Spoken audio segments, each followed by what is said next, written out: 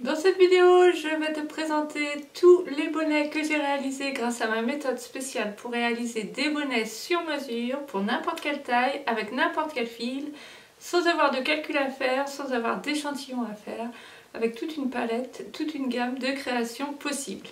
Donc je te montre ça tout de suite, c'est parti! Ça c'est mon tout dernier bonnet, donc c'est vrai que quand on les pose comme ça, les bonnets, ils ne ressemblent pas à grand chose, c'est pour ça que j'aime bien vous montrer ce que ça donne. Donc là il est vraiment très épais. Ce que j'ai fait, c'est que j'ai utilisé 3 fils qui se tricotent normalement en 4 et je les ai tricotés ensemble avec des aiguilles 8. Alors j'ai choisi de faire de grosses côtes comme ceci, 2-2. Ici c'est un bonnet de luxe puisqu'il est en mohair et soie, donc c'est un fil de langue.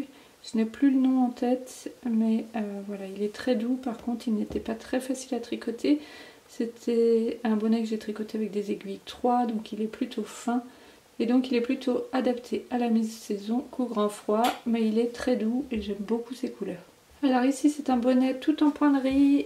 On a du pointerie sur l'ensemble du bonnet, donc j'explique dans l'information comment créer ce bonnet en pointerie. J'ai rajouté un petit pompon. Et ici on a des côtes torse. Alors c'est un bonnet que j'ai fait pour mon fils, mais je le porte ici pour vous montrer ce que ça donne.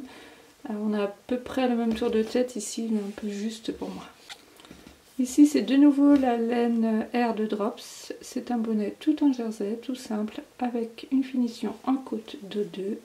À la base j'avais fait un gilet parfait avec cette laine pour ma grand-mère et avec les restes j'ai créé un bonnet. Donc ici c'est la Malou de langue. Alors même chose, j'ai fait un gilet parfait avec ce fil et avec les restes du fil, je me suis créé un bonnet. Ici c'était une laine très épaisse, je n'ai plus le nom, je suis désolée, c'était un fil qui se tricotait en 7. J'ai créé ce rebord qui est attaché et j'ai fait ces petites broderies après coup pour décorer le bonnet. Et je lui ai ajouté un pompon avec quelques touches de noir uniquement. Donc là c'est un bonnet vert sapin, j'aime cette couleur. Donc en fait j'ai voulu tester la Malou de langue parce qu'elle proposait de nombreux coloris qui me plaisaient. Et comme je voulais faire un gilet avec, je voulais d'abord en faire un bonnet pour voir si c'était une laine qui boulochait.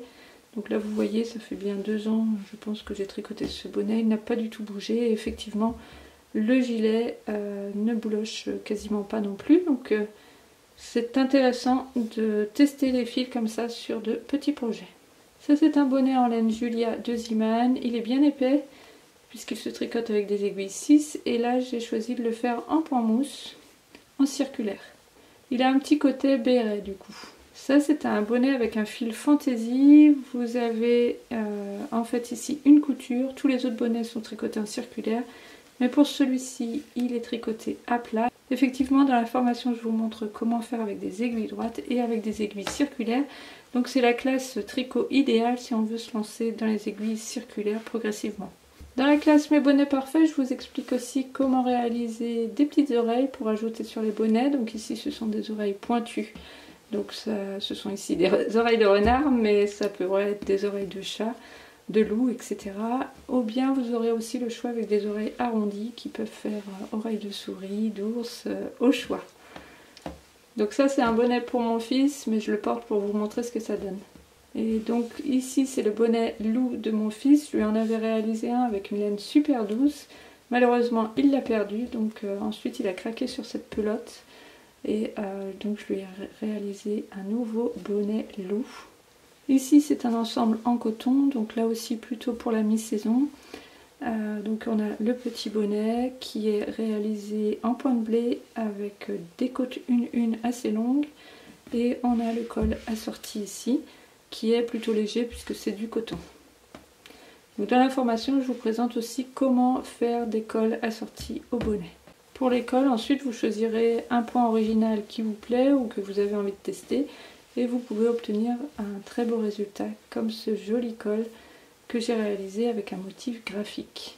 Et dans cette classe vous aurez aussi des cols un peu plus ajustés. Donc je vous explique pas comment faire le jacquard précisément, je vous montre plutôt les bases pour faire un col qui redescend un petit peu sur les épaules. Voilà, alors j'espère que cette vidéo t'aura donné envie de tricoter au moins un bonnet et peut-être aussi de rejoindre la classe Mes bonnets parfaits.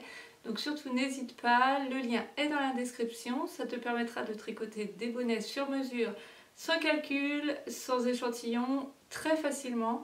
Et tu peux tricoter des bonnets pour les nourrissons comme pour les adultes. Il y a une infinité de choix possibles. Donc vraiment, c'est un petit côté addictif, j'avoue. Tu vas pouvoir vraiment tricoter beaucoup de bonnets, y prendre beaucoup de plaisir et t'amuser. C'est vraiment un plaisir de tricoteuse que cette formation. Je te dis à bientôt et d'ici là, bon tricot!